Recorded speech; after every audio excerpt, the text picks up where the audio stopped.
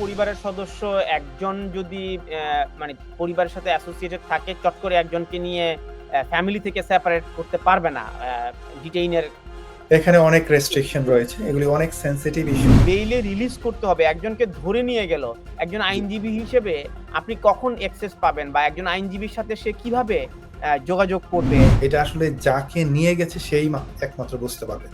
যে ডিটেনশনে গেছে সেই বুঝতে পারবে যে এই জায়গাটার নিয়ে যাওয়ার পর তাদের যে একটা কিভাবে যে একটা মানে পিয়ার কাজ করে, এট দ্য সেম টাইম তারা দেখে যে পাশেই হচ্ছে আপনার বিমানবন্দর, এই বুঝি তাদেরকে ধরে রিমুভ করে দিল, এবং একটা আতঙ্ক কাজ করে সবসময় যে ওনার অ্যাক্সেসটা রয়েছে ভিতরে, এবং ওনাকে একটা টেলিফোনও দেয়া হবে যাতে উনি যোগাযোগ করতে পারেন, একটা মোবাইল ফোন দেওয়া হবে। তো লিগ্যাল ভিজিটের যে নির্দিষ্ট ইয়ে আছে, আপনি ওই টাইমে আপনি যেতে পারেন। আমাদেরকে সিকিউরিটি পাস করার পর ভিতরে লিগ্যাল অ্যাডভাইস দেওয়ার জন্য আমাদেরকে নির্দিষ্ট রুম দেওয়া হয়, তখন ক্লায়েন্টকে ওরা নিয়ে আসে। আমরা যে আবেদনটা সাধারণত করে থাকি সেটা হচ্ছে সেক্রেটারি অফ স্টেট।